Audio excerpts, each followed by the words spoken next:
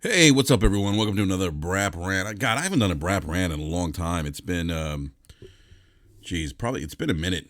I usually do these things on a regular basis, and I just haven't had time to. I've been doing a lot of gaming. By the way, happy holidays, everyone. Merry Christmas. Hope everyone had a great holiday, had a great Christmas. Hope you guys got a lot of gifts from good old jolly Saint Nick. Ho ho ho. Hopefully, you guys got some gaming related stuff, some new games to play, maybe new hardware, accessories, etc., etc.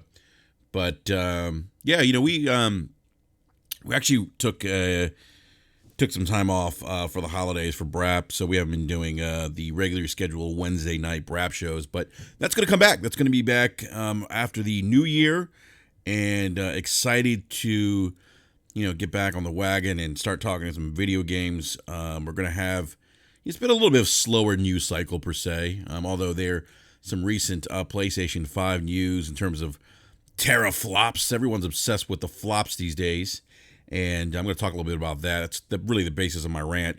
I see a lot of people making videos and talking about teraflops and all that good stuff. So,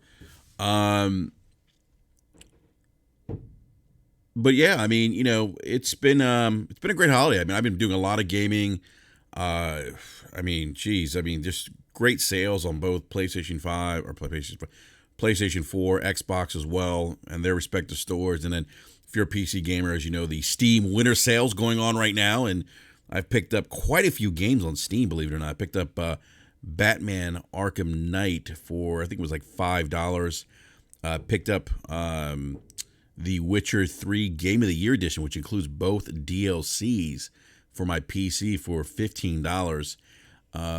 So I completed Witcher 3 on the Xbox One S when that first came out back in 2015, if I'm not mistaken, and never got around to playing the Hearts of Stone and Blood and Wine DLC for The Witcher, which I hear are just phenomenal DLCs for that particular game. I think they're about 20 hours a piece or something. So just started playing Hearts of Stone and really enjoying that. And actually, it's interesting. What really got me back into The Witcher is the Witcher television show on Netflix, which is awesome, by the way. If you haven't watched that, you definitely want to check that out. I mean, it's really it's just a great show. I can't say enough about it. My wife and I are actually watching it. She loves it, and I think this is great. Like we were talking about it the other day. Nate, what's going on, man? It says Steam sales always hype when you're new to PC. Yeah, yeah, Nate, I'm telling you, man. I'm new to this, so I'm hyped, man. But I've always known about the Steam summer sales, winter sales, and there's just so much content on there right now. It's just absolutely amazing. The kind of deals that I'm getting on Steam. So. A lot of people are saying, "Oh, you could pick these." I had some people actually say, "Oh, why would you pay $15 for Game of the Year Edition? You can get, The Witcher 3 on Xbox Game Pass right now." Well, unfortunately, that is not available. It's not an option on PC for me right now. And to own the game for $15, to own that license for me, it's just tremendous. There's just tremendous value. You're looking at well over 100 hours of gameplay, the mainline story. In The Witcher 3, and then you're looking at additional 20 hours each DLC. So I don't think you can go wrong either way. And then picking up Batman Arkham Knight for $5 was just a steal. And the game looks so good. Runs at, I think I'm running at about 90 frames a second on my PC on ultra settings. And it just looks fantastic. So I've been playing that. But, one of the things I kind of want to talk about Game of the Years, Sekiro won. Sekiro. Sekiro is won Game of the Year at the Gaming Awards this year. It beat out games like which was my Game of the Year, by the way, Death Stranding, and some other games like Control. And I gotta say, the game. I mean, I'm not going to dispute the fact that, and I wouldn't even dispute that this game deserved Game of the Year. I think it's just a phenomenal game. I I picked it up. So here's the thing. So I picked it up for the PlayStation 4 when it first came out. And I think I forget how far I got. I think I got to the first Genichiro. Try not to spoil it, but my first encounter with General Genichiro. Technically my second encounter, but I think I ended there, and some other games came out. My gamer ADD kicked in, so I didn't go back and actually play it. But I picked it up on Steam, and I wanted to play it for PC because a lot of people were saying that the PC version plays much better than the console version, and it absolutely does. By the way, I mean the controllers were very responsive. It was the kind of experience I felt like the developers wanted you to experience. I mean, it's locked 60 frames a second. What's up, Gaming Forte? Yes, I'm your PC elitist. What's going on, Danny Joe? Forte, man, I hope you had a great holiday.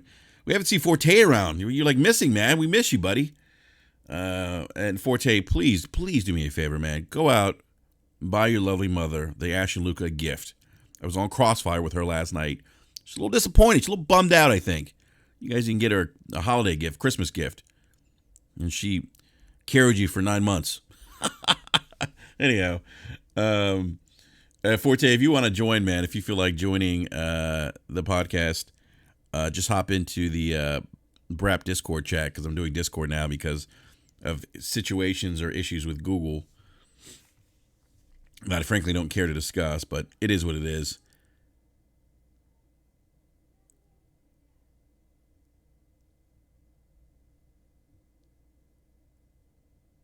So, and Nate says, I feel like people gassing up The Witcher. People gassing up The Witcher show too much at this point. By the time I watch it, I feel like I'm going to be expecting race gas, and I might get unleaded. Dude, I would just, I would. I mean, I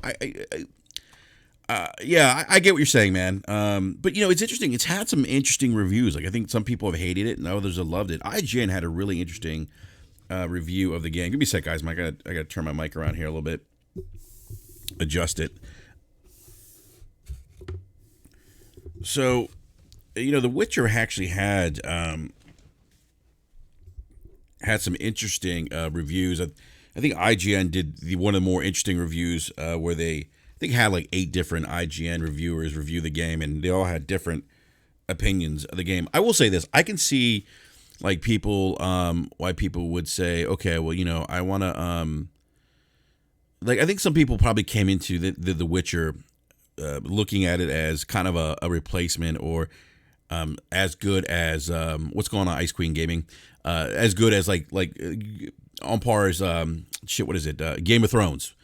And look, Game of Thrones, I mean, look, guys, I mean, it is what it is. It was one of the best television dramas shows that I've ever watched. And I think that's kind of a lofty bar to set for a show. But based on its own merits, The Witcher, at least, I'm enjoying it. I like it.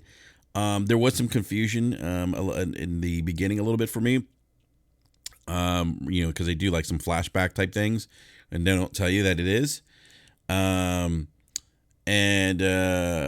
Ice Queen says I got a PS4 and a PS4 mug for Christmas. All right. Hopefully you got some games. What's up, D-Truth? So, I think for what it is, it's a great story. Look, Henry Cavill, I think that's his last name. I fucking forget his last name. The guy who plays Superman in the movies. He is spot on as Geralt. I mean, he, like, from the voicing, he's just like, hey, what's up, everyone? Oh, Gaming Forte, don't spoil anything for everyone, man. The ending ruined everything. Are you talking about The Witcher, man? Don't do that, because I haven't finished watching it yet. Hey, Forte, buy Luca a Christmas gift. That's your mom. So, I'm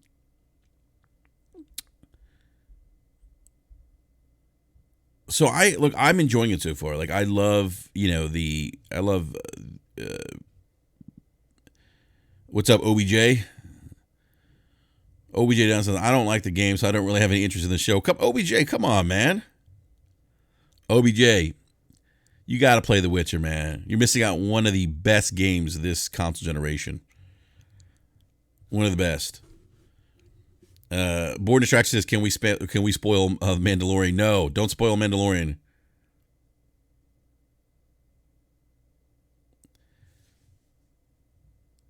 Nate says, as a fan of the games, I think the biggest thing that irks my nerves is people who have never touched the games will have an odd opinion on the games because they will base it on the show. It's an interesting take, man. Yeah, I mean, I see what you're saying. I mean, I could see. I don't know. I think that's it's interesting because my take, because of my experience with the games, is very much different from my wife's. But my wife's still enjoying it, but I don't think she has that perspective or understanding that I have, having played the game. So, Nate says, as the people they cast for Yen and Triss ain't even close. I actually do like the casting of Yennefer. I forget the actress' name. Triss doesn't seem like Triss to me, though. I'm not buying that Triss, who the character's playing as Triss. I'm not buying that casting per se, but I do like the Yennefer casting. I think that looks, fairly spot on. But Henry Cavill he's spot on as the Witcher. I mean, the guy does the whole voice like, "Where's Roach?" And he just plays a role. He looks like Geralt. He looks like Geralt. But I'm enjoying the show so far. I think it's great. I know the reviews have been kind of mixed. There's been some questionable reviews by some sites that I think skip shows or something. During the reviews, they only gave, they didn't actually give the entire, my understanding, they didn't give the entire, all the episodes to the media outlets. They only gave like 5, I think, episodes, the first 5. And so, I think that, I don't know how much you could, what kind of, I just don't see that there being a lot of value there if you're only judging a show based on 5 episodes, right? Because, I mean, how many instances have we seen shows that maybe start off slow or start off fast and then, they peak and they're too early and then, they're shit after that, or vice versa. But anyhow, I'm enjoying it, and it really was one of the reasons why I went back and picked up the Witcher 3 Game of the Year edition, because why not, right? I just got into my Geralt feelings and said, you know what, I'm going to pick this game up again, and I'm going to play the DLC, which, look, I've been sleeping on. Like I said, I mean, I should have played the DLC years ago, and I just didn't do it. And by the way, The Witcher 3 or The Witcher 2 is on sale, I think, for like $3 on Steam. And The Witcher, I think, is on sale for like $2, the first one. The Witcher 2, I haven't played The Witcher 1. I did play 2 on the consoles when that came out. And The Witcher 3, to me, is actually very much a significant improvement from The Witcher 2. I mean, The Witcher 2, I had issues with the combat. Felt like the hit detection was off.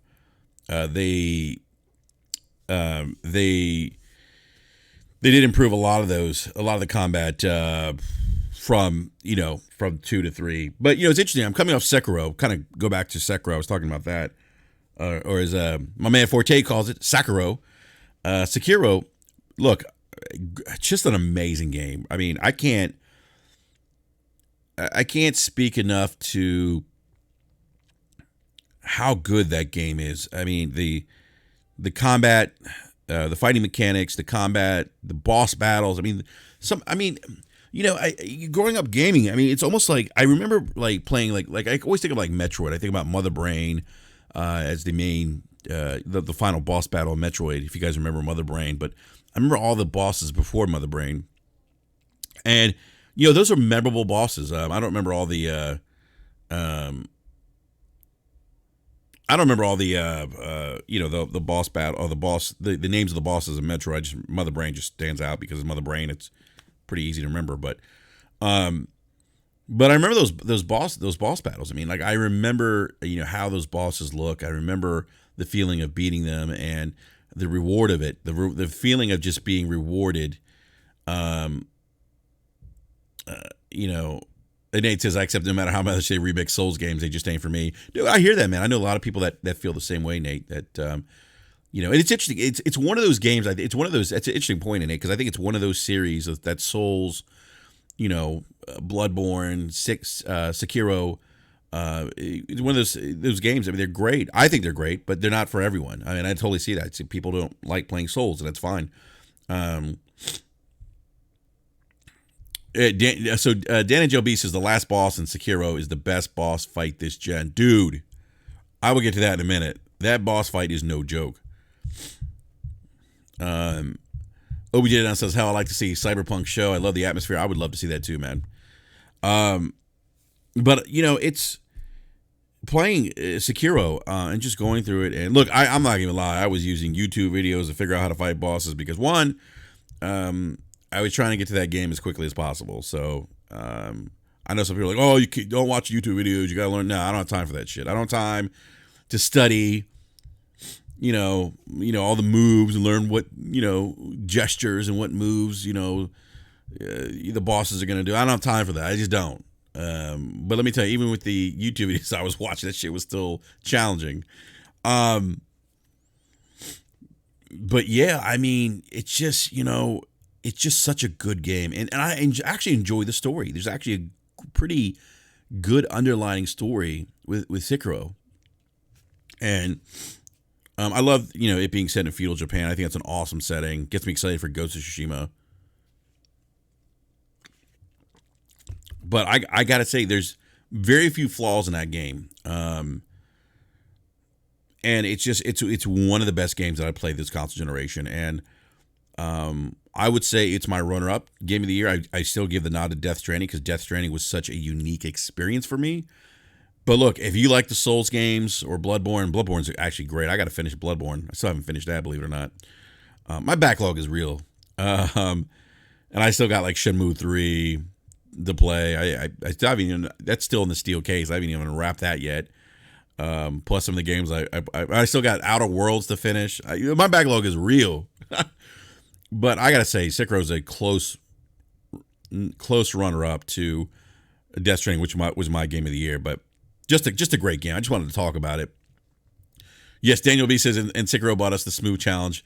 Yeah, that was very entertaining. Kid Smooth actually puts up pretty entertaining videos out. Altered Carbon is actually a pretty damn good show, Nate. I agree with you, bro. OBJ says he didn't like it. Okay. All right. So I finished Sekiro and now on to Witcher and Batman and some other games in my backlog that I'm trying to. My game ADD is real. I need to get back to Destiny. I haven't played that in a while. But I gotta say, like, there's so much stuff out right now. Like, this has been a great year in gaming. I think next year when we get to March of 2020, it's really gonna start kicking off. I mean, I think we have Final Fantasy VII. By the way, anybody interested in Phantasy Star Online 2, the beta for Xbox is going to be soon, I think.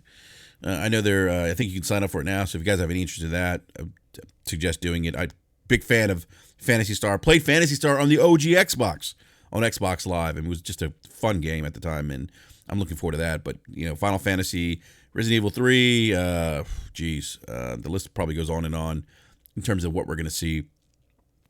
Starting in March, and as you know, we get Cyberpunk in May, and can't wait for that. So, but yeah, I kind of wanted to talk about. Look, guys, are we obsessed with power? That's my biggest thing. I've been on the Twitter since 2013, 14, somewhere around there. So it's been a long time. It's crazy. I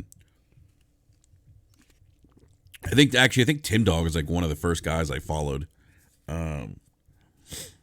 Back in like 2013, and look, I used to wave the Xbox banner. I used to console war, because I felt slighted. And then I met some people. I met like Wari Wart and Mike from NLG, and and met like Eric Jackson and B Money, and then just realized that the console warring stuff was nonsense. It's just stupid. Like I'm like this is what 7 years ago now. And here I am. I'm a 36-year-old male. What's up, the Marty Spartan guy? Good morning, sir. I'm like a 36-year-old male here, and I got like a wife and kids and stuff. And I'm 36. I got a job. Work. And so here I am. And the hobby that I love, I've been playing for. At that time, as I'd been gaming for 31 years. But here I am getting into these dumb arguments over pieces of plastic, and I realized, what am I doing? Like, why am I doing this? It's ridiculous. And so I stopped.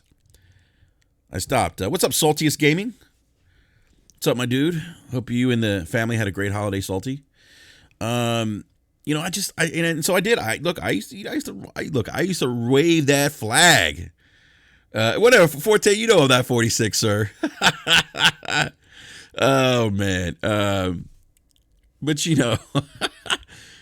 oh, you funny, Forte. But I used to rock that flag. And I remember 2013 very well. I remember getting into arguments with people at the GameSpot forums, when the PlayStation or Xbox One specs were leaked, and after E3 and all this other stuff, right? But then, like I said, I met some people that really kind of said, hey, they pulled me aside, like, dude, like, why are you doing this? You're grown, you shouldn't be. It's not a good look, basically, be arguing over plastic like this. And I was like, yeah, you're right.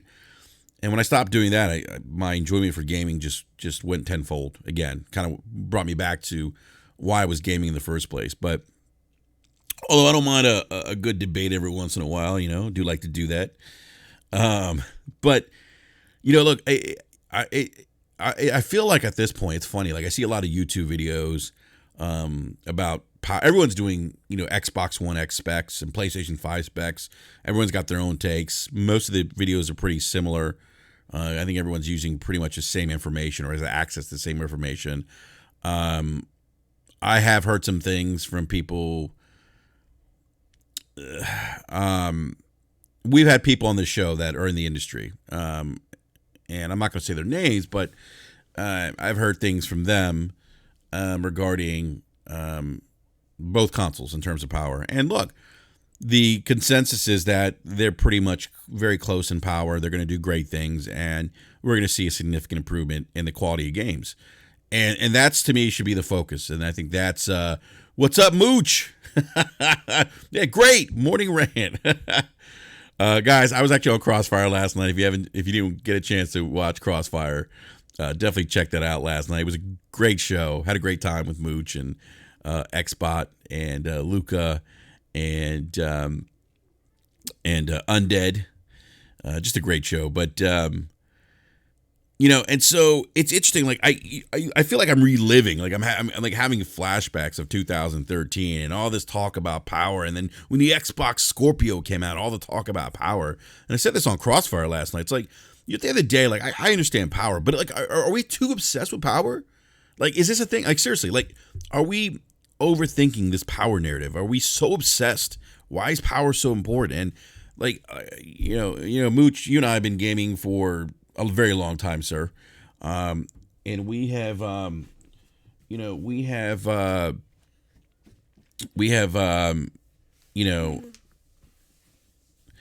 we've seen like powerful consoles come and go. We've seen the PlayStation, or not the PlayStation, sorry. We've seen things like the 3DO. If you guys remember the Atari Jaguar, which was like the most, powerful console ever released at the time. And we all know the Neo Geo.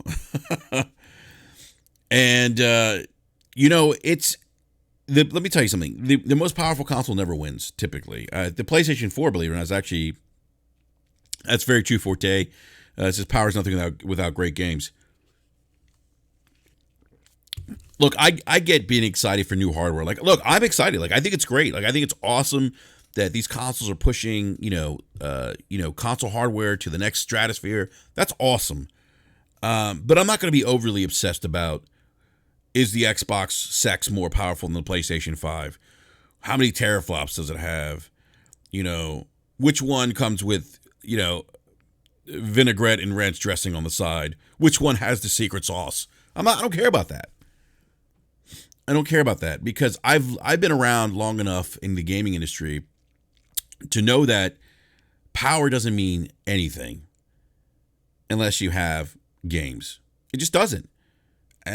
Look, if and I keep, and I'm not trying to pick on the Xbox community here, but I would say to the Xbox community, let's temper our expectations here.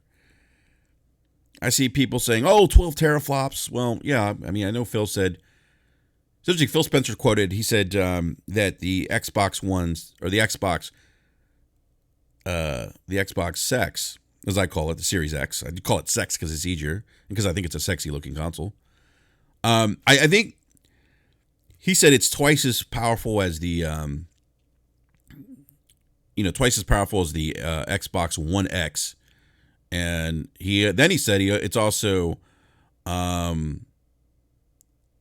8 times more powerful than the Xbox One S. Now, if you take 8 times more powerful than the Xbox One S, you're probably looking at like 9 to 10 teraflops and not 12 teraflops. And so I keep reading that and I'm saying, you know what? I'm not gonna make any. And I know people have reported 12. There's some websites out there, and I'm not going to Digital Foundry speculate 12. But I am tempering my expectations, and I say to the people, do the same. Do the same. Let's temper expectations here, and let's have a discussion after we know what the actual specs are. And hey, if this thing is 12 teraflops, and awesome. But if it isn't, I mean, don't be disappointed either, because again, we're going to see a significant, just based on the CPU. I mean, the Jaguar CPUs are garbage, by the way, guys. Trash, as OBJ would say. OBJ Didon says, I'm just going to wait for the facts. Besides, there's still some of the best games yet to come before next gen. Dude, that's true. And I said this on Crossfire. I feel like the conversation, because the obsession with power, I feel like we're losing sight of, and Daniel B says it's Scorpio all over again. And it is. It's very much Scorpio all over again. And look what happened with Scorpio. Scorpio, the hype, it came and it went. And I think I said this on Crossfire last night. I mean, all that hype about, I remember, it's got more, I forget what it was, bandwidth or something than a 1080 Ti, NVIDIA, and now people are clapping back at NVIDIA right now because the NVIDIA CEO came out and said, hey, you know what, our GPUs are still going to be more powerful than next generation consoles. And people are like, oh, well, how does he know that? How can he say that's even true? He doesn't know what AMD's cooking up. Well, he may or may not know. Who knows? But I will say this. Of course he's going to say that. I saw people saying, "Oh, he's scared." He's not scared. Look, these guys.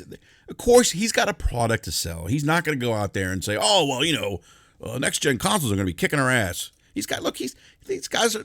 NVIDIA's in a business to make money. Look, and I'm excited. Like I will say, I am excited what AMD has done. They've given Intel a run for their money. And Nate says NVIDIA needs to sit down somewhere with their overpriced 2080 Ti's. Look, I think that's another conversation to have. I do think that those GPUs are a little pricey, and that's why I'm interested to see what AMD comes out with their new GPUs next year.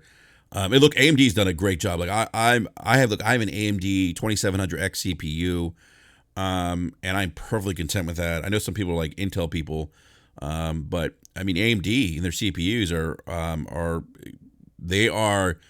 I think for the first time in God who knows how many years, potentially giving Intel some really serious competition now, and that's great. Competition is great for the industry, and I hope AMD does the same thing with their GPUs. But NVIDIA is going to be coming out with their I think it's called, I don't know pronounce it, the Ampere GPUs, which I think are going to come out next year. I think it is, and those are their newer GPUs. So it's going to be interesting, but it's like Saltiest Gaming says this is the first gen that gamers are more worried about power instead of games. But Salty, I feel like that happened in 2013 too, prior to the release of these consoles. But I will say to your point, Salty, I do think there's probably more of a focus, and I don't know why. Like it's so. it's so, I don't know how to describe it. There's so much emphasis and emotion behind it. And I for one don't get it. I feel, hey, temper your expectations. Let's see what the final specs are for these consoles. Now, again, I'm not saying you shouldn't be excited, but because I'm excited, because at the end of the day, I know that with the new hardware and finally getting, I think this is going to be a true generational leap than we had back in 2013. Salty says the resolution wars. Oh my God. But it's crazy. I see people saying, "Oh, well, what if, in 2020, watch the media, Mooch, I know you're gonna like this because we are in our media conversations." But I've seen people say, "Oh, watch the media, not talk about how the sex is more powerful than the PS5 and yada yada yada." And I'm like, why is that even important? Let's talk about the video games. Like, let's focus on that. And I feel like that's getting lost in the conversation. And again, I'm not disparaging and saying that anyone shouldn't be excited for new hardware, because I'm excited for new hardware. I think everyone in the live chat is excited for new hardware. We all are. But I think we kind of need to pump the brakes a little bit. DR Money Spartan says, next year I expect nothing but a block party from fanboys saying anything about their precious box and blocked.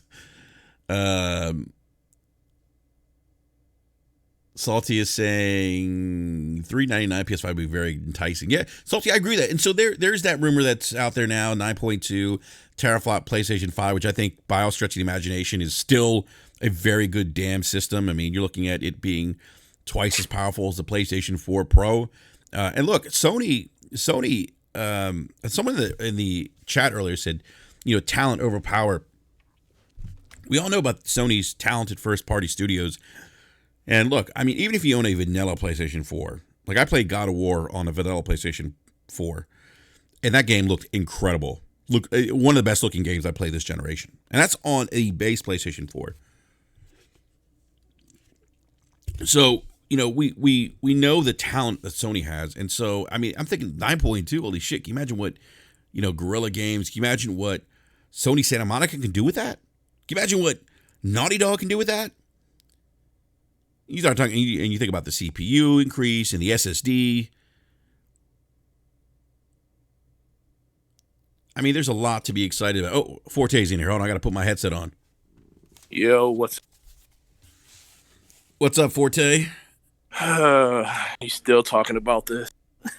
Yes, sir. I'm talking about power. Something must have happened on Twitter over a couple of days that I haven't been a part of. Dude, you've been MIA, man. But you've been playing video games and working, probably, I would imagine. That and working. Yeah, no, I hear you, man. No, but Forte, we miss you, man. Miss you too, man. Yeah, I wish I could reach out and hug you, but I can't right now. You can. Anything is possible with the Force, sir. Yeah, right. That's what I'm talking about. Anything is literally possible with the Force. Literally, now everything is possible. Oh man, I don't want to talk about that, man. I haven't seen Rise of the Skywalker yet, but I've heard people lamenting that. That you go in there with your eyes open. You won't be disappointed. That's what I'm doing. Yeah, but Forte. But it's funny, man. Like nothing particular happened on Twitter per se. It's just more. I just feel like there's. I don't know when you were around in Twitter, but I started thinking, and I was talking to EJ about this. Eric 2015, Jackson. Brother. So I was talking to Eric Jackson about this, and we're like, man, this is like deja vu all over again, right? And look, dude, I'm excited for next gen hardware. I'm sure you are too. Like, I think it's awesome, right? Right. I think we're really going to see a generational leap. But I feel like there's so many people that are obsessed with power, and I'm like, but it's all about the celebration of games to me, at least, and honestly, like for me, Forte, and I don't know about you, but like I've been thinking and daydreaming as much about power as I'm like, damn, like what is like From Software going to come up with on these next gen consoles, right? Right. What is Halo Infinite going to be like? Yeah. Well, the biggest thing is, I think, well, me and you and a lot of other people, we're in a different ecosystem when it comes to the whole power narrative. We already seen what power and games can achieve because we play a lot of our games on PC and stuff back and forth. Ooh, can you say that again? So we we already seen what power can achieve because we play on PC, and a bunch of those games really take advantage of the archetype. It takes advantage of all the different fillers and textures and stuff that we want to do. And I think that's the biggest thing that people are missing on console, because this will be a generational leap for console, because I think the textures and stuff are going to finally be something that you can actually stand right next to a PC. I'm not saying it's going to be neck and neck with a PC, but it's going to be something that you can be proud that you spent your money on, and you're going to get that PC like experience next generation. But that's the reason I think the conversation has been so much around power, because everybody that's really talking about the next gen consoles are people that already experienced what it's like to play those games at a higher fidelity, and they're just super excited to see what consoles are going to be next. So, I mean, it's a dumb conversation because it's something that's already there if you want to go out and take advantage of it. But for Xbox and PlayStation, it's always been that narrative about, whose DIC is bigger than the next person, basically. Yeah, no, I hear you. I mean, like you're right. I mean, that's a great point. Like we've kind of experienced that a little bit because we have those gaming rigs, right? Like I've talked about Destiny to death. About that game is, like, to me, is night and day on PC than it is on console. And I feel like the experience on PC is just much better. Like I immediately notice a difference on Destiny on PC than console. Forte, you there? Did we lose you? I think we might have lost Forte. I hope we didn't even lose Forte.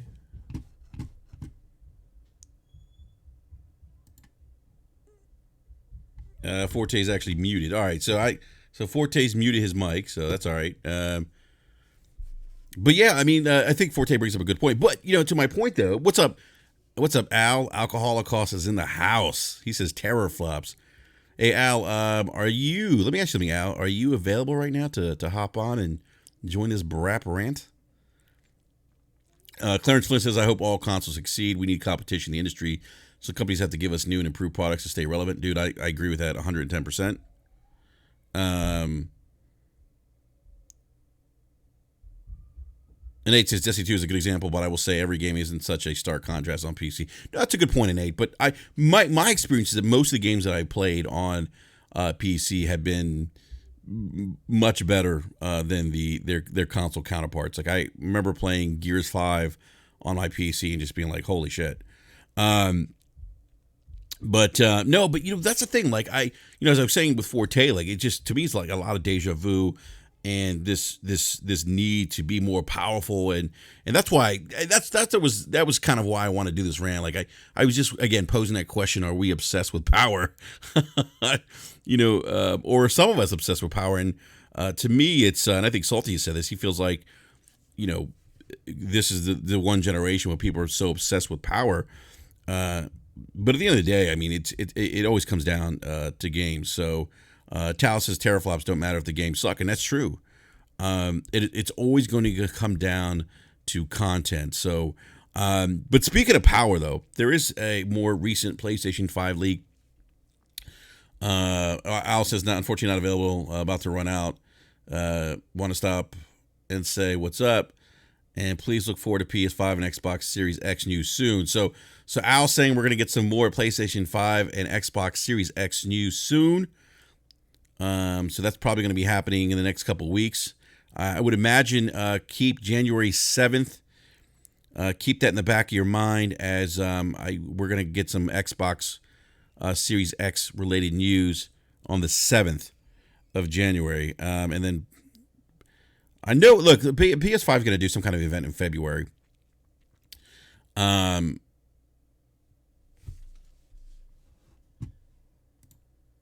Forte, are you Forte still muted? All right, so there was some recent PlayStation 5, I guess another leak, if you want to call it another leak, or speculative leak.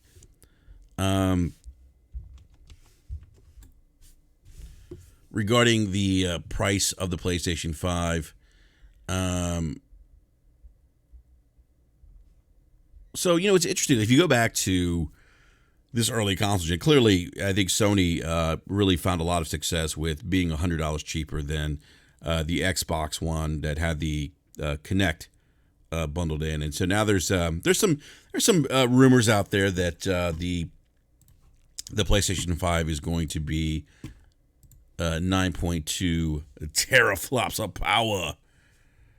And potentially the price is going to be at $399. I think so. That's interesting because I think we all thought, a lot of us think, and have talked about the PlayStation 5 coming in at $500. And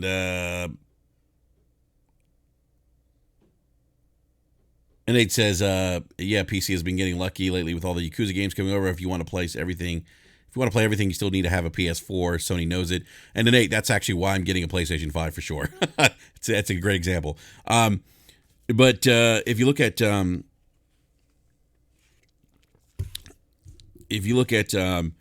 this particular rumor with the PlayStation 5, it being rumored at $399. I mean, that's, even if, I think $399 is a great sweet spot. I think it's, you think about, Lockhart, which is going to be cheaper. Say Lockhart is $299, and then, the Sex comes in at $499, and then you have the PlayStation 5 at $399. I think that's a reasonable price point. I think it's kind of the sweet spot. I think we talked about this on Crossfire yesterday. I'd be excited for $399. It's the same launch price of the PlayStation 4. You get new hardware and all the flops with $399. But I think if this is true, I think this is actually pretty. I'm day one. I mean, I was day one anyway with the PS5, but this, there's no ifs, ands, or buts. At least for me now, that at $399, that I'm getting this console. I mean, and I think maybe, and I don't know if anyone in the live chat was on the fence at $499. If this thing is $399, do you feel confident now that you'll pick up a PlayStation 5? Because I'm sure there were some people out there that were maybe on the fence, not wanting to drop $500, on a launch console, and I get that. But maybe $399 is a more reasonable asking price, and again, I think it's a sweet spot. I think it's. Sony comes out and says, "Hey, you know what? $399 is what you paid for the PlayStation 4." I think people know that price point, are comfortable with that price point, had paid that price before for their previous generation or previous console with the PlayStation 4. We know that Jim Ryan has said he wants to get as many PS5s out in the wild as soon as possible, and I think $399 potentially does that. And so, if you have again, I think in terms of specs, if you're looking at, what you potentially, and this is assuming, again, Lockhart, releases also, next fall alongside the Xbox One Series X, or Xbox Series X. I'm back. I had to disappear for a second. What happened, Forte? I had to disappear for. I was like, Forte, what happened, dude? I was like, oh no, man, I had to put out a fire. Did Luca get you? Oh no, no. Yeah, what's up with Luca? She coming after all her kids? Forte, man, you didn't give your mom a gift, man. What, man? Mama's hurt. Mama's hurt. Mama's hurt. I said Merry Christmas to my mom. I DM'd her and everything. The mom, we were talking about it on Crossfire. Like, wait, no gifts. Oh, no digital codes. No digital. We should get enough of those throughout the year. That's funny. I actually got her. I did give her. I gifted her. What was it? Fire Emblem. Oh, what? She already has it. No, I know. I'm saying no. I gifted that to her when she got the Switch. Oh, took care of her. Yeah. Well, man, like she was like kind of, because first she was on the fence about it, like with the, with the Switch. Yeah. And then we were like, oh, you got to play Fire Emblem. And she's like, yeah, I'm going to take it out. So I got it for her. I, hook her up, man, So. Yeah. But yeah, Forte. So let me ask you, Forte, like dude, I love your perspective because you're in retail, man. And, you probably have heard about the 9.2 teraflop PS5. Oh, yeah, it's being thrown in your face like marketing everywhere. Yeah, right. releasing at $399. Mm-hmm. What do you think, man? Like, is that a nice sweet spot? Assuming that, let's say Lockhart is $299 and the Sex is $499. Do you think that's a nice sweet spot for Sony to be in? I mean, at this point, it really just comes down to because it's being like heavily stated that the teraflop thing isn't really going to matter because it's going to be a more efficient version of the GPU. So even knowing the teraflops might be because like think about it, they're saying like the Lockhart is supposed to be less teraflops than the Xbox One X. It's supposed to be like 4 or something like that, but it's going to be more efficient. So I really don't know. The fact that Microsoft didn't even talk about how many teraflops it was, last time they did this with the X, they flaunted that, those teraflops in your face. This time they're just saying it's, 2 times stronger than the X, 8 times stronger than the regular S. So it really just comes down to if GPUs are way more proficient. I mean, very more proficient in what they're doing versus what they were doing before. But I mean, 9 teraflops and 12 teraflops. I mean, what's that? The difference between a 2080 and a 2080 Ti? And you're just getting. I mean, granted, it's like 20 to 30% more efficient and more powerful, but is it really going to make your gaming, experience worse? I mean, some people will tell you that when it comes to Sony, God of War looked great, system that had way less teraflops than anything. And it looked just as good as their Pro version. So it doesn't really matter. Forte, I will say this. I mean, and I said this earlier. There's something to be said about Sony Santa Monica and what they did. I played God of War and Spider-Man, I might add, on a base PlayStation 4, and God of War looked incredible. Yeah, it looked good. I mean, all the screenshots I saw from people playing it were people that still had regular base PlayStations and stuff, and I played it on a Pro.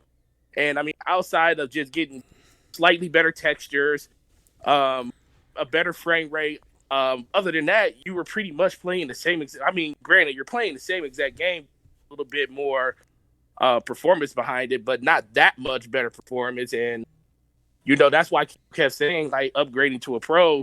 You're only really doing it unless you got VR. It wasn't really a necessity like it was for people that had base Xboxes that had to endure that level of.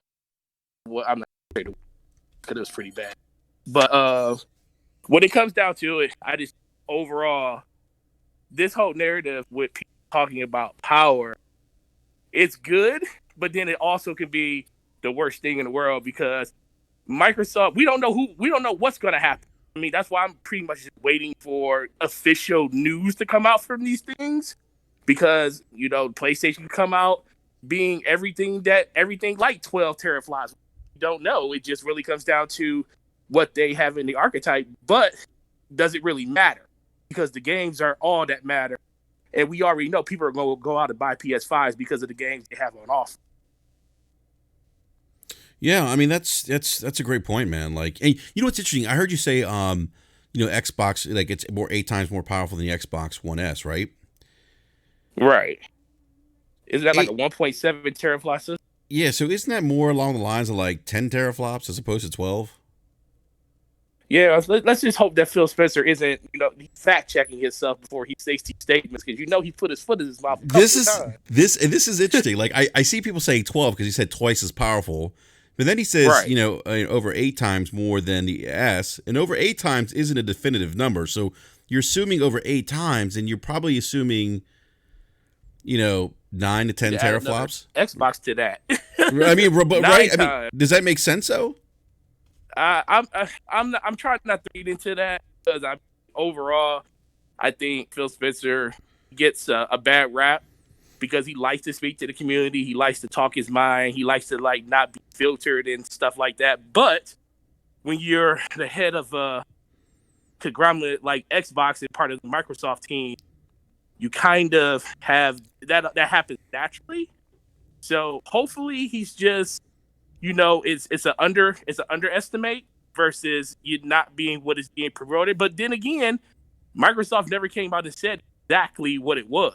It's being reported that it's 12 teraflops. So if it ends up being like 9 point 8 or 10, does that really fall back on him saying something like that? I mean, some people will probably say it does because he did say 2 times more powerful than X. But overall, I think that would do more damage to them than anything, because if they're looking at a system that's pretty much in line with the PlayStation 5, what's going to be the determining factor for why people want to pick up an X or pick up the Series X over a PS5? Because at that point, you're just talking about games. And right now, knowing Microsoft does have a stable of developers, and we know they're working on stuff, all we know pretty much is one game, one solid game that's coming out next gen outside of Halo that is going to want to get people to pick up Xboxes compared to PlayStation. We know there's a litany of stuff, even the stuff that's coming out on PS5 that take advantage. I mean, PS4 that's advantage of PS5 even more. So it's going to be a really interesting year when it comes to the conversation between if these systems are that close in power, because I don't think it's a huge difference between 10 teraflops and 12. You mean 30% is still a lot, but when you look at the actual when you hit the ground running with it, what are you talking about? A little bit a better, like 20%, 30% more frame rates, but console gamers just want 60 frames per second. So are you going to be able to hit 60 frames per second on a PS5? Yeah. As long as you could do that, that's all that really matters. Yeah. Hey, Forte, can you hold the fort down for a second, man? I gotta take care of something real quick. Uh-oh. Yeah, my daughter just walked in. Hold on for a second, man. Yeah, hold on real quick. No. Yeah, let me pull up the good old chat. Yeah, but overall, I just think that Microsoft has a lot of they're getting a lot of leeway right now from a bunch of people when it comes to the conversations that's being had inside the community and stuff. People are excited for the next Xbox, which is a good thing, because there hasn't been this type of excitement for a very, very long time when it comes to Xbox. So the biggest thing is, how are they going to manage those expectations of all these people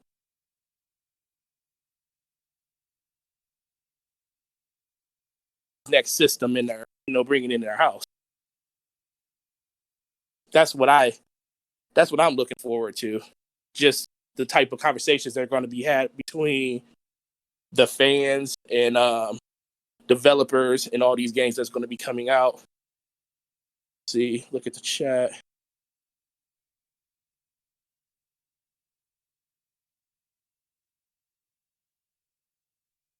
Yeah, and that's another thing, Yogurt. I was wondering, like, with them changing the controller for the PS5, is it going to still have the light bar and stuff on it? We already know. I mean, you would think it is, because all the PlayStation VR is going to be compatible with the PS5, and you would think of all the accessories. So you would think that the camera would still have that. I mean, not the camera, but the controller would still have it. So I guess we just got to wait and see. But there's a lot of unknown things about PlayStation that, as much as they came out and gave us a blog dump on everything that the PlayStation 5 had, we still got a lot of stuff that we don't know what they're going to be doing with that system. Right now, I'm back, Forte. Shooting in the dark. Yeah. No light bar? You don't think so? Can you hear me? Yeah, it might not be. Might not be. Wouldn't be surprised. Hey, Forte, can you hear me? Yeah, I hear you. All right, cool. Thanks, man. I appreciate it, bro.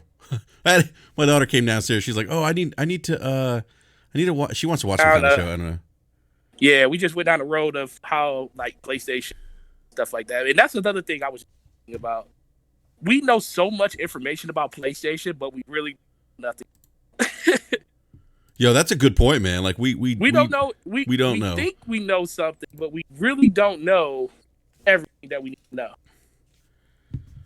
Yeah, I mean, that's a great point, man. Like that, and like we. Well, let me ask you something real quick. I almost called you Slow Mo. I don't know why I get you guys confused, man. That's because that's my brother. Yeah, I know it's your brother, man. So, but I miss him. I miss him too, man. He doesn't want to podcast with me anymore. Oh. I don't know why. No, I'm just joking, man. I'm joking. I know you are. But it's Like, it's interesting. Like, we know, like, there was this recently came up. Like, I think there was an article or something about PlayStation 5's not going to have any launch games or something. You know, Right. even if it didn't have any launch games per se, right, from first party, we still know at the very least what franchises are coming out, right? Look, man, I had this conversation now. Shout out to the Iron Lords. I was playing this them the other day, and me, Kabatsu, Attic, Cognito, we were sitting there, and this conversation came up. You know, Attic had to ask, and I told him, I said, Attic, it doesn't really matter because PlayStation is going to still sell day one more than the Xbox Series X is going to sell, or just Xbox in general, just because people know what games are coming. You know, even if those games aren't coming day one, people are going to go out and buy the system. Like, I bought my PS4 under the assumption that there was a God of War coming. They didn't announce a God of War. I just knew a God of War was coming. So I bought a PlayStation 5. Now you're talking about them bringing studios like Insomniac and have the Spider-Man license under them. And you still got Last of Us, which is going to come out early, and they're going to have some type of way that you can get better fidelity if you already have Last of Us PS4, and you'll be able to play it even better on PS5. Then you're going to have God of War. Then you have all these other games. Because the one thing that we know about Sony is they are willing to actually go into their portfolio and make sequels to games that a lot of people probably don't think they will. Like, there will be a sequel to Order 1866. There will be one. Hopefully, well, at least I'm hoping there's one. But I have more faith that they're going to do something like that than I did for Microsoft actually doing something. Yeah, I mean, that's a great point, man. I mean, I think that would be the consensus amongst many of us, that, you know, that's the one thing. Like we always said, like when God of War came out, when Horizon Zero Dawn came out, when Spider-Man came out, they sold PlayStation 5s when those games came out. Sure did. They saw. I mean, when new games like Days Gone came out, they did the same thing. Death Stranding came out, they did the same thing. You know, the thing is, they may not have that one title that like just pushes. I mean, I think Last of Us and Uncharted are those things. I mean, but nothing, you know, so systems. I mean, when you think about when you think about console game, you know, the pinnacle was like Halo 3, like ridiculous. When it's so many consoles, it was just unfathomable. And I don't think you're ever. I mean, outside of Nintendo is king of selling consoles off their first party.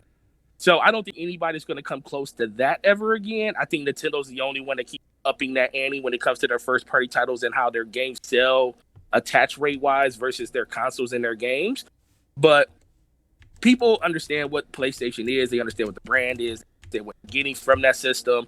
And Microsoft is a little bit unknown right now. Like I said, outside of the two games we know that are going to be there with the Series X, Halo Infinite, and Hellblade at some point, we know more games are coming. We just don't know what those games are. And more people are willing to put their stake into Sony's brand than Microsoft right now. But that doesn't mean it's not going to change, because I am a firm believer. The only reason this generation went the way it went is because a lot of PlayStation people didn't have a reason to buy an Xbox this time around.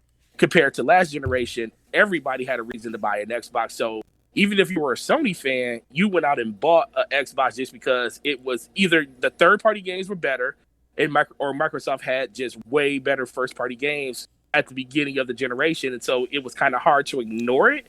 So that's the situation I think Microsoft needs to put themselves in now, because you're an American-based company and you're fighting tooth to nail with your homeland, and you can't even convince the people that shop here in America to go out and buy your system compared to everybody going out and buying the other system. So that's a conversation that needs to have, but they're not doing themselves any favors by, you know, putting games on PC. And I'm a component of it because I love on my PC, but that also is part of the narrative that Microsoft is going up against, because they want to put their games everywhere, but they want to give you a $500 to $600 console that's going to give you a PC like it's people that want it.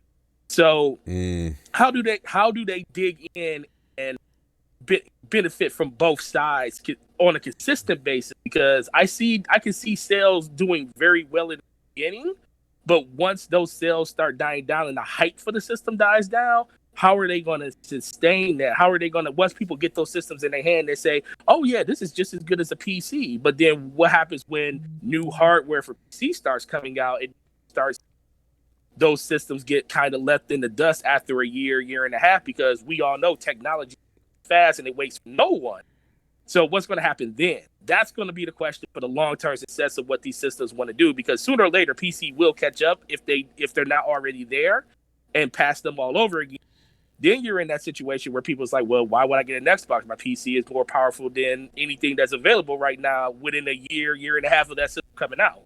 Yeah.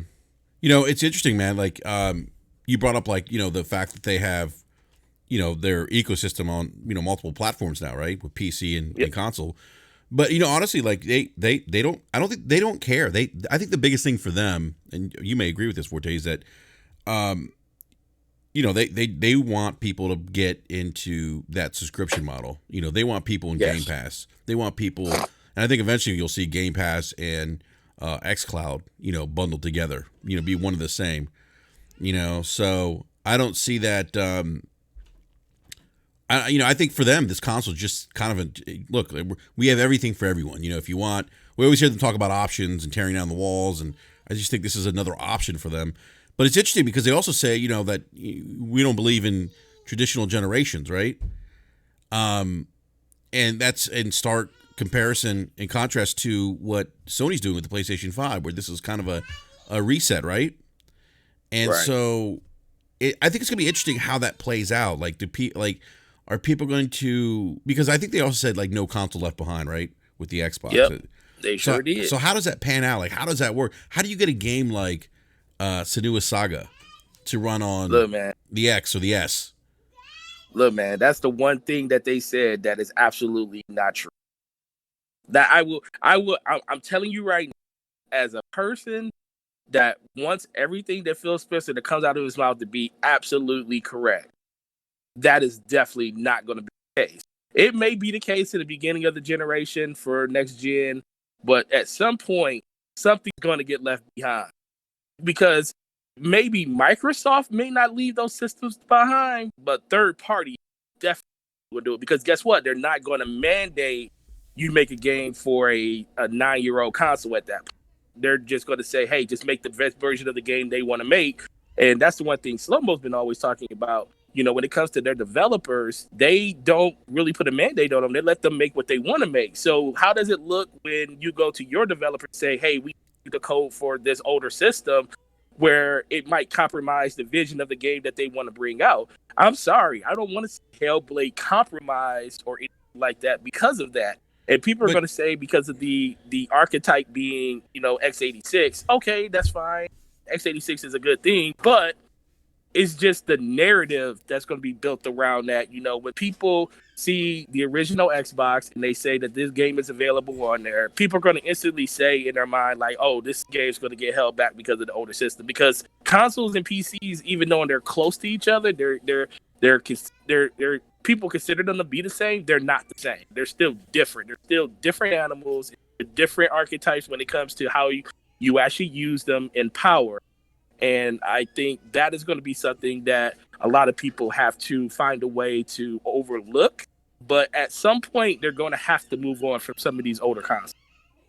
Yeah, no, it's interesting. I know. Forte. I keep getting you guys confused, man. I know Slimo's been kind of outspoken about that. And to your point though, like, it's interesting. I've had people say, "Oh, it's going to be like PC. How PC is." You know, I'm like, well, I mean, I get that, but you know, at some point, but we got to see it. Yeah, but at some point, like we've seen this with other games. Like, there's some games out there that don't run well on the S. Like, you know, you look at. I don't think that's been the instance with. Well, I don't know. I didn't play Gears 5 on the Xbox One S, so I can't speak to its performance. But was there issues with that? Listen, man, you can run Witcher on anything on your PC, but that doesn't mean it's going to run well.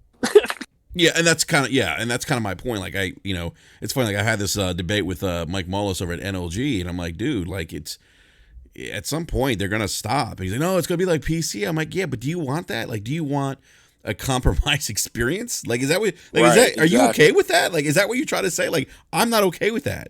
You know what I mean? Like, no. If I'm paying money for software, And I don't want to hear people say, "Oh, well, it's a Game Pass, so it's free." No, it's not free because you're paying the monthly subscription, whatever it is you're paying. Oh, right? speaking of the monthly subscription, let's talk about how they finally got people on Xbox Live technically. Hold on, what'd you say, Forte? I said, why are we talking about PC? Let's celebrate how everybody is saying that Microsoft would not find a way for PC people to pay for Xbox Live on PC. When if you got Xbox Ultimate, Game Pass Ultimate, you pay for Xbox Live technically. Dude, how great was that though? Talk about, because as a standalone, people wouldn't buy it. Like people wouldn't subscribe to Xbox. No, that was very smart. Well played, Microsoft. $15 a month. They say, hey, just $5 a month, you get Xbox Live with it. but they don't even use that as a moniker for you to actually know that you're getting that. They just basically say you can share the games between both system and PC. They don't even talk about Xbox Live, but technically, if you have Game Pass Ultimate, you have Xbox Live. Technically paying.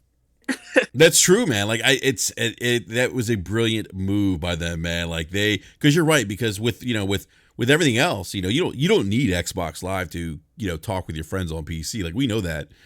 Yeah. And I think the biggest complaint that console owners had is, well, why do people have Xbox Live features and don't have to pay for it on PC? Well, that's not the case anymore. Hey, real quick, Forte, I want to give a big shout out to Saltiest Gaming, who got the $10 Xbox gift card that we dropped in the chat. Congrats, Saltiest, man. Happy holidays. But dude, I'm most excited, Forte, man. Just like we talked about earlier about the games, man. I just can't wait for some of these games and how they're gonna look. Like when I saw Hellblade 2, I was blown. I mean, even I know people are saying, "Oh, well, it's not really in game." That's fine, whatever. Like to me, I get that, but just the possibilities, the potential of what this game is going to look like on a next gen console just really excites me, man. Like I'm excited. Like, can you imagine what Destiny's going to look like on new hardware? Can you imagine? Like I'm just super stoked, man. Like I can't stop thinking enough about how these games are going to look next generation. But hey, Forte, let me ask you a question though, man. Yeah. Like at retail, man, like are you starting to see a buzz about the next gen consoles, or are people not even talking about it like when they come to your store? I think overall it's going to be exciting. I can't wait to see what they do, because when the next version of that comes look, man, I am a homer for that. So I look forward to everything that they're doing around the game. I think it gets a bad rap just because people just don't understand the game or just don't want to put enough time into it to understand it. But when it comes to, it gives you everything that you want in a game. Gameplay, you get time investment, all that stuff. And, they make bumps along the way. But overall, that game on top of Halo, those are two games I'm looking forward to the most to see how they benefit the most out of next gen. Because, when you're talking about open world environments and stuff, that's the one thing that we're looking forward to the most when it comes to how these games are going to be better. Red Dead Redemption was a technical marvel at the end of the generation, and it made sense that it ran so well on Xbox One X, because it was a system that can render those environments even better than anything else. I mean, even better than PC at certain points before the patches and stuff came out to actually fix the overall issues they were having. So it's going to be interesting to see exactly how those line up with PC and Xbox and PlayStation next generation overall. Yeah, but Forte, let me ask you, but like from a retail perspective, like are you getting people coming into your store and saying, like, asking about PlayStation 5 and the Xbox One Series X? Oh yeah, they're asking all the time when they go take pre-orders on us. What's the price? I don't know. We gotta wait for Sony and Microsoft to announce that. Wow, dude, that's awesome, man. That's awesome. Yeah, people are ready. We're 7 years in. People are ready. Yeah, I'm used to not even 7 years yet. Yeah, I'm used to 5-year console generations, man. Yeah, that's what I was used to, at least until last console gen. Yeah. Wait a minute. Hold on 1 second. Mm-hmm.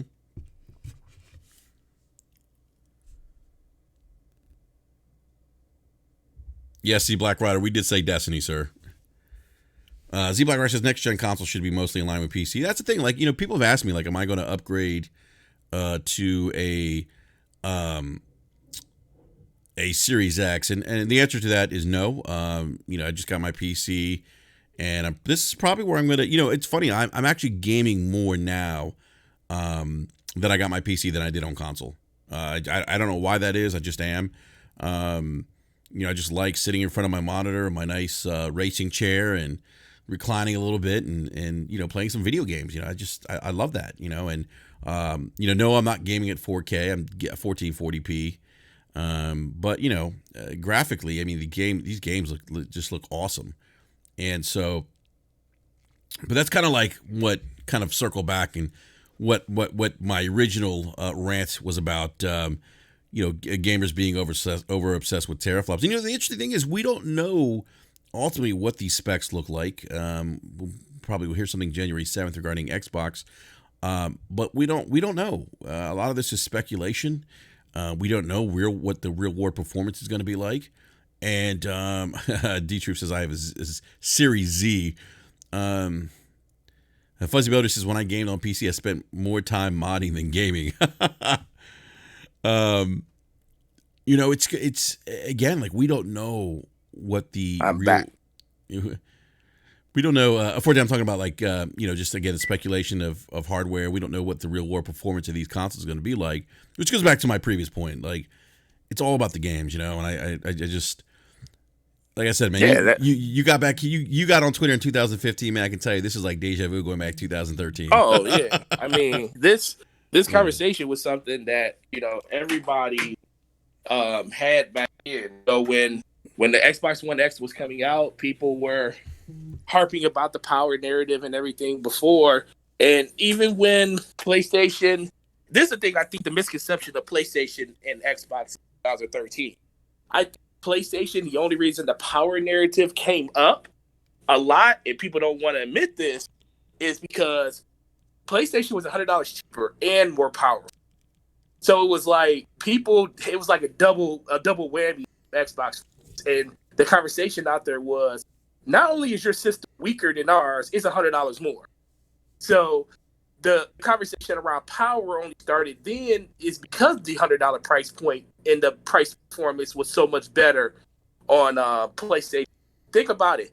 When NVIDIA and AMD were in their heyday going back and forth, people used to always talk about how, yes, Intel cars were better, NVIDIA cars were better, but the price for performance on AMD cards, if they ever had really good ones, were a better entry point for you back then.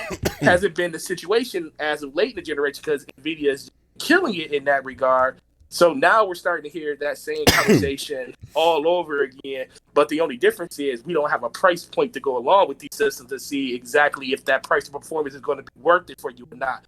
But we already know one thing. We know the game are going to be worth it on PlayStation. We don't know exactly what Xbox is going to get. It's interesting, man. You talk about, the price point, everything. And, I always see people talking about, how the media, covered power and, they made a big deal about the Xbox One. I mean, Digital Foundry made a YouTube. So. Yeah, but what's interesting, like I keep telling people, like, it's a lot of it was because of, remember, 1080p was the standard. And there were games on the 360 that played 1080p resolution. And here you are, the expectation of a next-gen consoles to be, a step up from the previous gen. And here we are getting games at a resolution the same resolution as the 360. And I always tell people, Battlefield 4, one of my favorite games, 720p. Yep. 720p, and I remember that. I mean, God, I love Battlefield 4, man. It's one of my favorite Battlefield games. Oh, the one game I played this generation other than Destiny over X amount of hours. So.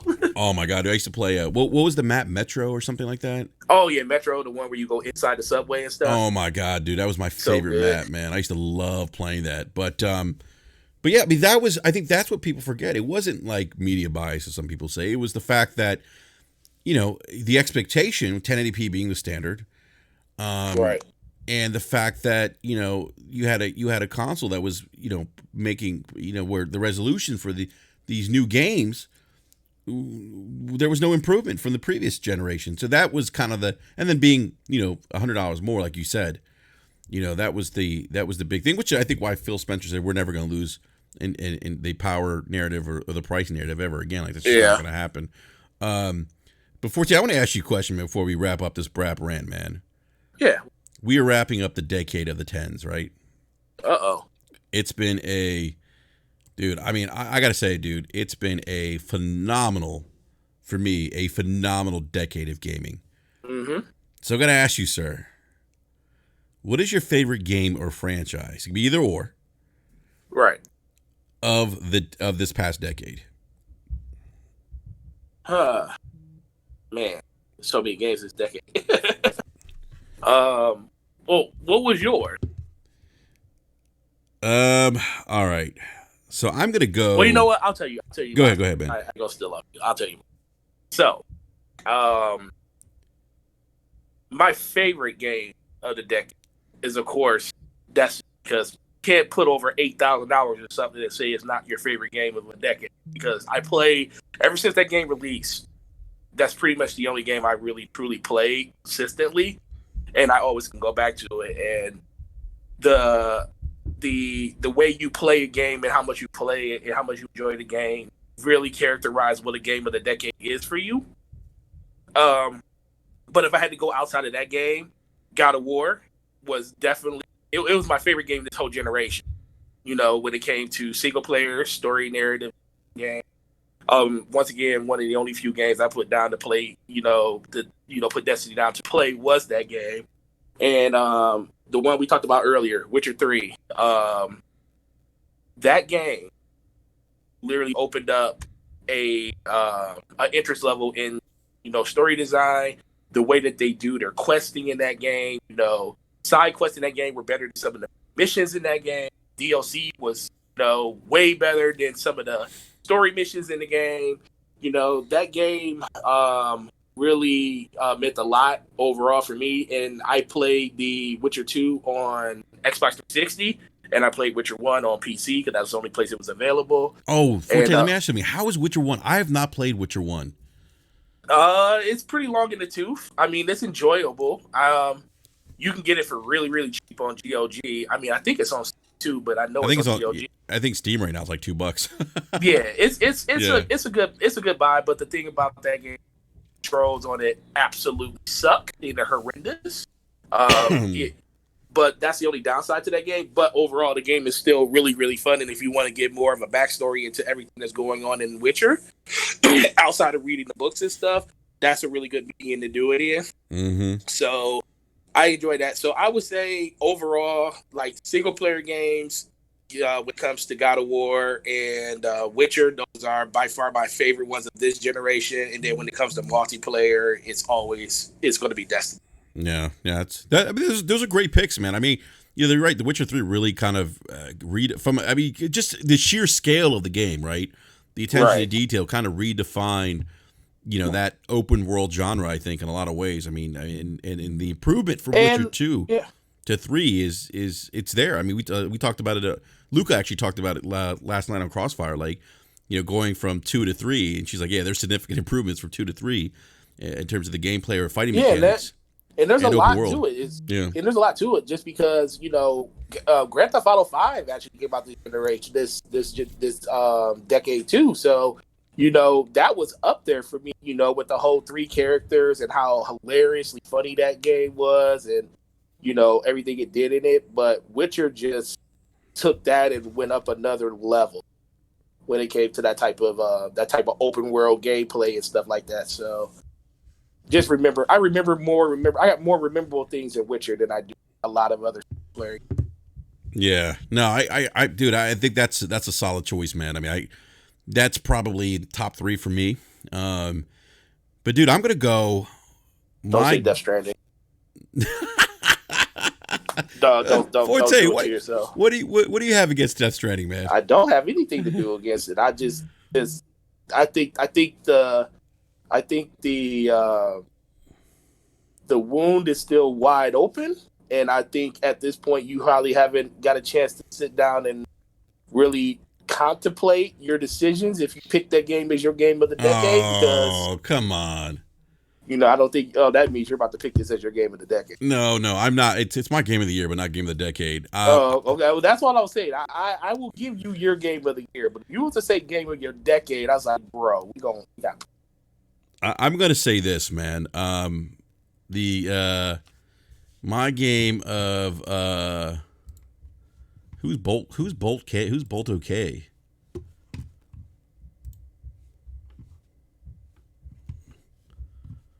You see that, Forte? Yeah, I see it. I don't know who that. He's not. Well, he's not in the chat anymore. I got. I forgot to lock down the thing. He's not in here anymore. All right. I don't know what that's about, but anyhow, He was in the chat. No, he was in the Discord chat. Oh, I know that. You know what that is? Yeah, I know. I didn't know he was in there. Yeah, he didn't say anything. He's not there anymore. I was like, what? He's one of our. Yeah, he's part of the Iron Lords. Oh, okay, gotcha. Yeah. Right. Okay. I'm gonna go with Dark Souls, man. Dark Souls. Okay. Because that game, that series set, obviously was the precursor to Bloodborne, Sekiro, and the Souls-like games, right? And to me, it's one of those franchises that I'm always going to remember. To me, it's one of those rare instances where you get a genre-defining franchise that has ripple effects to the industry, that has influences on other games, right? Like the online, the way you interact online with other players. We talked about like some of the elements in Star Wars. Jedi. What is it? Jedi Fallen Order. The Souls-like elements in that game, right? We've seen, other Souls-like games in Neo, and to me, it was a kind of a trip back to the days where, if you remember, Forte, we didn't have those save points, right? Ghosts and Goblins was a very punishing game back in the NES days. It reminded me of those games, and but not just that, man. The boss battles, each boss battle was so unique, and each boss to me was so memorable, and I think the camaraderie amongst people who beat the game and like, man, like, how'd you beat this guy? How'd you beat this boss? What did you do? And everyone almost had their own unique story to tell about how they played Dark Souls or how they went through it. Did they summon someone? Did someone jump into their game and try to take them out? Those kinds of things. Right. I mean, and the ripple effect of that, the many influences of how you interact with, a community per se. I mean, there's a 14, better get to the phone, man. That's the ripple effect of that. I mean, there's some, even with Death Stranding, as Forte makes fun of my Game of the Year choice, there's certain elements of the community aspect that's there's some influence there from Souls. So, I mean, this game had such an influence and impact, I think, in the industry. It's gonna be, at least for me, one of the most memorable franchises of this past decade, which is why I picked it as my game or franchise of the decade. And that's, also coming off of Sekiro, and that to me was the ultimate reminder of that Souls influence and those Souls-like games. And I don't think you can, I just think that, I agree. Yeah, there was just something, this game, it made us learn from our mistakes, but then it also, as punishing it could be, there was such a level of gratitude. Like D-Troop says, Ghosts and Goblins, Ghouls and Ghosts is the first Dark Souls. And if you play those games, that's the era that I grew up playing too, that, right. And so those games were punishing, man, right? Yeah. And so that kind of brought me back to that.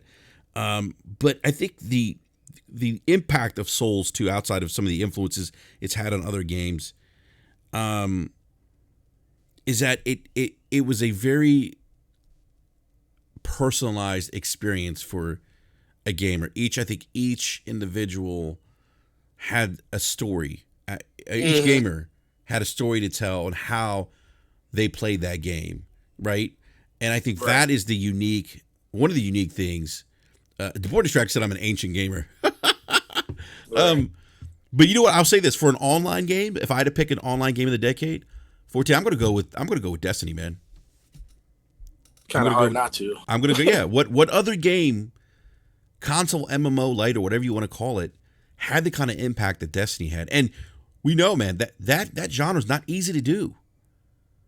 No, You know, people still try to do it. yeah, I mean, despite my complaints with Destiny, Oh, well, and that's the thing. I think that's the charm of the game. It's like so many people have major issues with that game, and people will still tell you to this day, I don't know why so many people still play Destiny. But then when you go look at the engagement numbers, it's over 2 million people a day playing it still. So it just speaks to that whole 30 seconds of fun that Bungie implemented back with Halo 3 and Halo 2 and all those Halo, and having the pedigree of making that when you pull a trigger in that game, you feel empowered. And I think that's the one thing that people really miss when it comes to their gameplay. You know, there's different ways that you can definitely engage your players in gameplay, but the being satisfied in the way that you can actually pull a bow or shoot a sniper or do a rocket or dodge your characters and make a play. You know, things like that really make you feel like, oh my God, it's like the Battlefield moment. It's like, you know, when Battlefield did their Battlefield moment stuff, you know, you can do stuff like that all the time in the game, but it was very rare when you saw it happen in front of you. But in Destiny, you can make your own moments as you play the game. And the fact that this was the first game that kind of brung your friends, your ecosystem, and made it a more meaningful transaction of time. You know, Call of Duty, I will tell you, is one of those type of games. But the transaction of time is mostly just going in and just running through other people while you're playing multiplayer. Where that's more of a thing like, go, let's learn these mechanics. Let's do this raid. Let's beat this encounter. Let's do this. Let's spend 9-10 hours trying to figure out a mechanic in a game that, you know, is stumping everybody at this point. You know, those are the that really tighten to me, you know, that really brought Destiny to the forefront, because I didn't expect to meet as many people as I have playing this game. And I always told myself when Xbox One came out, I had everybody had 100 friends on their friends list. That was the limit on Xbox 360. I have over 1,000 friends on my friends list now. It's pretty ridiculous. And is it because of Destiny? And most of it because of Destiny. I mean, and granted, it's a lot of people from YouTube and Twitter and stuff too, so shout out to them. But the majority of them from people that I just met in the last 6 years of playing Destiny. And, you know, people come and go, they fall off and they come back. Bigger thing, nobody can cut a trailer like Bungie, and no one can get their player base excited like Bungie can for any game that's coming out that they're, you know, when Bungie makes the trailer, people listen. Yeah. And I think that's the reason that game for me, and even for you, multiplayer game of the year, honestly. Well, for the decade, honestly. Yeah, no, I agree with that. And I think one of the reasons why I give it multiplayer, you know, game of the decade is because, I mean, look, it didn't launch. It wasn't a pretty launch per se. Absolutely not. They hadn't, but listen, but they rebounded though. That's, to me, that's kind of almost the magic of Destiny, is that it wasn't perfect, and it still isn't, but they were able to listen to the community. They were able to improve things, right, to make the game better. And you know, now look at it. Now it's free, right? I mean, who would have thought that? Yeah. You know, a couple of years ago that, you know, you could play Destiny 2 for free. You know? And there's only one game that I can think of that even comes close to what Bungie did with just the sustainability of the game, and I don't want to shortchange them, and that is Rainbow Six. Rainbow Six, is by far the biggest. I want to say they're probably more successful than Bungie is when it came to making sure that their game stayed afloat, because that is a more intimate game. You know, it's strictly player with some co-op elements, but that game, the way it has like remade itself over the course of the generation and over the decade, has been truly, it's been remarkable. And I know when I was talking to Addict about it, he said this game right here is the game that I play when I don't play Destiny. And I would throw Warframe in there. I would as another one. Warframe was the start for me. Warframe was the start of this whole looter shooter genre. Honestly, that and Borderlands, and I feel like the level of attention that they do with their community, pretty legendary on Warframe. The fact that that game has become something completely different from what it was in 2013. Yeah, well, you know what's funny about Warframe? You mentioned it's a completely different 2000. It has, and I remember Warframe being before, like, so I remember people playing Warframe, and I remember it getting like this kind of like cult, at least amongst my friends, had this kind of like cult following to it, and people kept telling me, "Oh, you got to play Warframe. We got to play Warframe." Yep. And I wouldn't play it because I was like, "Oh, it's free to play. It's probably trash." I mean, right? How ignorant is that, right? Right. But I remember playing it, and if it actually wasn't for Destiny, I'd probably still be playing Warframe. But that game, what Digital Extremes has done with that game has been awesome. I mean, dude, you could fly in that. What's that? You can fly in that game now. Yeah, that's crazy. I saw hoverboards in that game, and it's that game. That game has remade itself more to stay relevant. That game has remade itself more than. Yeah. Hey, Forte, real quick, I want to add one more decade type thing. Okay. This is going to be my poo-poo developer publisher of the decade. I'm going to give that to Bethesda. Oh man. For Fallout 76.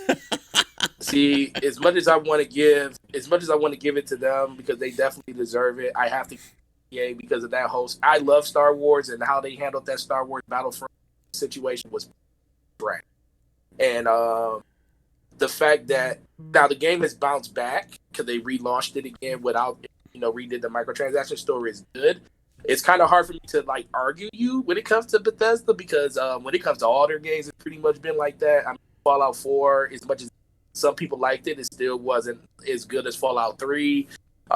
If it wasn't for the Bethesda published game and not the games that the studio made, it would be even worse. Because Wolfenstein was actually really cool. Wolfie was good, man. Yeah, but Fallout 76, I changed my. You're right, it is. Come on, Forte. I just talked myself into it. Yeah, as I was listening to you talk, I'm like, this dude talking to himself. But I mean, look at the cheat with Fallout 76. Now, did you see that cheat where the guy went in and stole everyone's items? You there, Forte? Maybe you lost Forte. There you are. They don't. And now when I think about it, they don't have anything like Apex Legends. They don't have Fallen Order. They don't have wins like that. As much as people hate that's something that fell under EA's watch, those are still wins for EA compared to Bethesda. I don't know what they won this year. They didn't win anything this generation. Yeah, that's oh man, Bethesda. How the mighty have fallen, as they say, right? Well, we'll see. Sooner or later, everything comes full circle. That's true. I mean, and I hope they do. Like, I don't wish any ill will towards Bethesda. I don't hope for them to fail. I hope they turn things around. So, before today, man, I just want to say, bro, it has been a pleasure, man, as always, talking video games with you, man. Oh yeah, yeah. We can't wait for everything. Next week, everything gets back to normal. I know, man. We missed you on Brat, man. Like, it's Slow-Mo's been running. He's been running amok. Yeah, dude, he's been running a little reckless, man. I've been telling him, like, he's going to keep getting those L's, and he says he doesn't get L's, but I'm just joking. He definitely takes L's every once in a while. No, he says he doesn't, man. He says he never does. Okay, and then that's just like saying, so he doesn't take L's. That's just like the president not being impeached. I got you. Wow. So some people, okay. I mean, L's still happen, sir. That man has got impeached. Things still happen. Yeah, but no, seriously, man, we look forward to having you back on Brat, man. Like, it's we definitely miss you, man. And like I said, it's always a pleasure talking video games with you, man. So I need to get back on Destiny. I know that. I keep saying that, but Destiny on PC for sure. So, but hey, a big shout out to everyone in the live chat, guys. Hey, everyone, please have a happy and safe New Year. We'll be back in the new year. Brat will be back on the new year. In the new year 2020. So I look forward to seeing you guys then. But again, guys, everyone, thank you so much for coming out and hanging out with us this morning. Thank you to Forte again for coming on, and hanging out with me this morning. No problem, sir.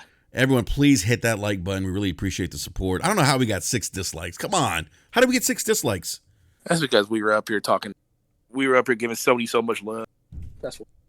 I mean, look, we show Xbox love too, right? Yeah.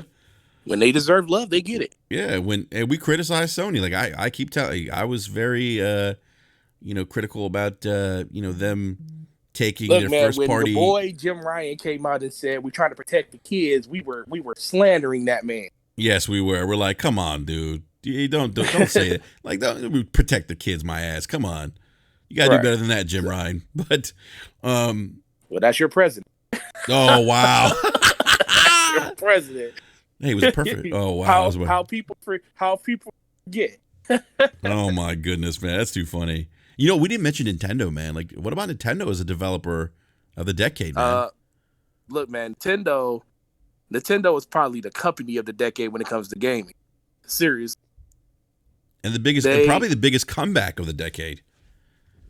Yeah, from their own mistakes that they made with the last system. Yeah. So it was more self-inflicted, but I can definitely, if someone wanted to argue that fact, I wouldn't argue it.